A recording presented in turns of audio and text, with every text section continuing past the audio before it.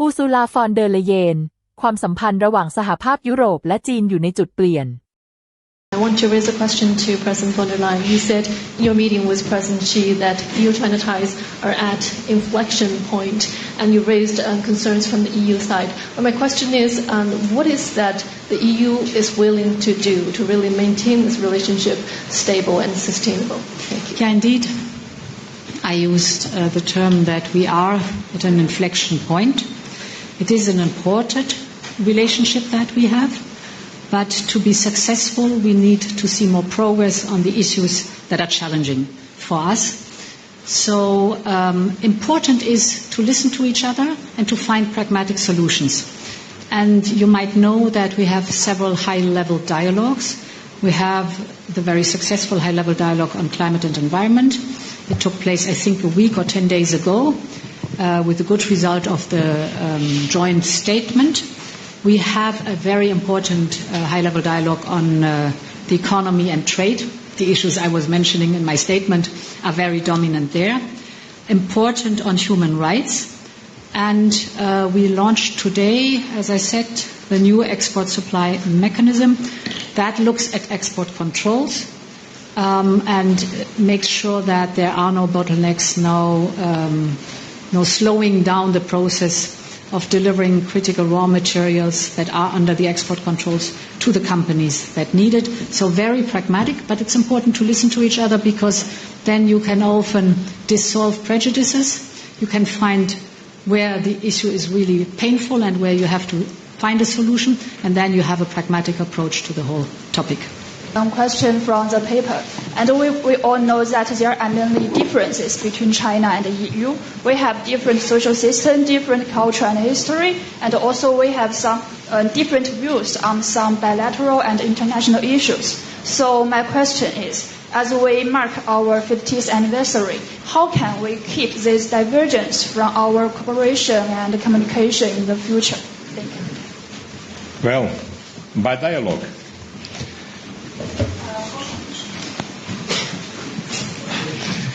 First of all, we respect, of course, the difference of the systems, but by dialogue is the only way to ensure mutual understanding, to identify problems, and to address these problems to find solutions, and also to work together in spite of this difference in the matters that we need to work together because they are global challenges and the world needs a close cooperation between the European Union and China. And that's the reason because we are here. We have been here during this long of this day, working with President Xi, working with Prime Minister Li, and now I think we have a clear work to develop together. Yeah, indeed. This is a relationship that is as important as it is complex, without any question, and therefore openness, frankness, mutual understanding, so listening to each other must be the foundation of our discourse, our dialogue. And I think the summit delivered exactly on that one.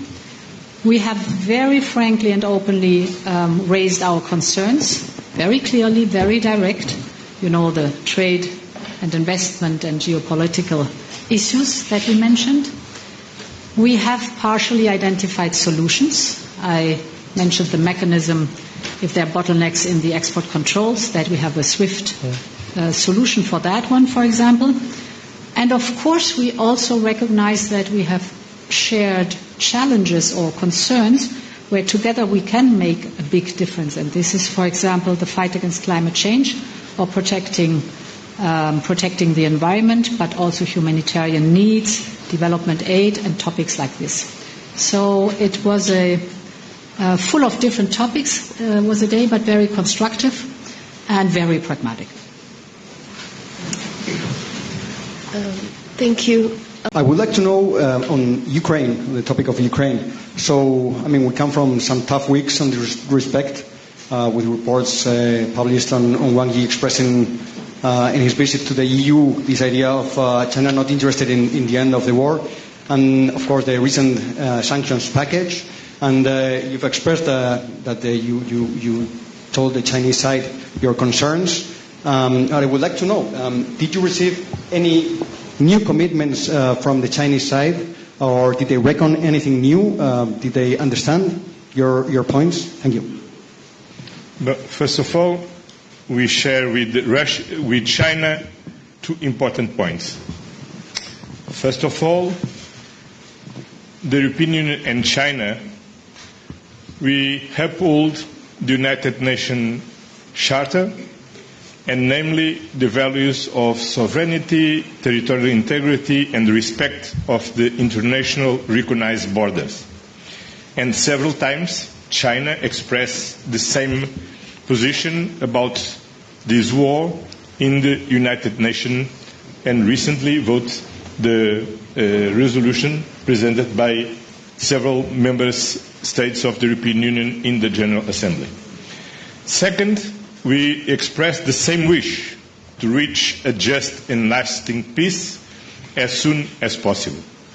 And we had the opportunity to express first our conviction that China, as a permanent member of the Security Council, has a special responsibility to influence Russia to stop this war, to accept an unconditional ceasefire, and to go to a fair negotiation with Ukraine. And of course, we also stress that in war times, dual-use goods often are used as enablers of the war. And for this reason, we ask Russia to pay attention of their exports to Russia to avoid the use of dual goods for war purposes. Yeah, indeed. We have been very clear on that topic.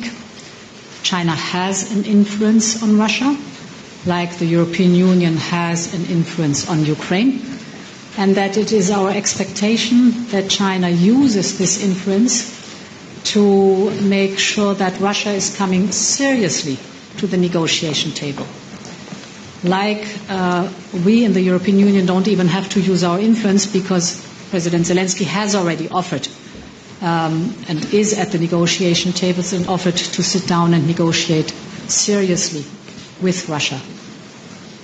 In those negotiations then, I fully acknowledge that two sovereign countries decide on what they want to discuss and how they want to discuss and what the outcome in the very end is. But important is that we have ceasefire and that the negotiations at the table take place. There is a true and genuine willingness to find a solution and to end the bloodshed. My question from AFP is European leadership talks about balancing its trade relationship with China, but there have been no signs of a shrinking deficit with European markets heavily dependent on imports from China. I haven't understood. Sorry, but Can you repeat the question, please? Sure. My question is that European leadership talks about balancing its trade relationship with China, but there have been no signs of a shrinking deficit, with European markets still heavily dependent on China for materials in technology and energy and other manufacturing components, while also lobbying for these loosened export restrictions on rare earths. So what are some practical steps that the EU plans to take to address the $360 billion trade deficit with China, and can you provide any glimpse into the time frame of that? Thank you. So we had today a very interesting business community meeting, Chinese businesses and European businesses, and there was also very clear that it is three main issues that are restricting the potential that could be possible in trade between the European Union and China, and this is the lack of market access, the tariff barriers partially, but also the non-tariff barriers. For example, the Buy China principle is often used by local authorities not to allow European companies to compete on a fair level playing field. So market access is one big topic. The second topic is indeed the export controls, or let's say the reliability of supply chains. And here the reliability of supply chains is very much focused on the topic of critical raw materials, permanent magnets, rare earths, for example. Here, I think the summit showed that we can find practical solution, that there will be more transparency about the speed of allowing the export license to function, more speed in delivering on these critical raw materials to the companies. And if there is a delay, a critical delay, we have now established a mechanism where the companies can immediately ask us to mediate and to find out why there's a delay on the delivery of the critical raw materials to the companies. So a very pragmatic step forward in one of the major topics the companies in the European Union are complaining about. And as I said, if it comes to the Chinese market, it's mostly the access to the market that is demanded. That's it for tonight. Thank you for attending this press conference. Thank you.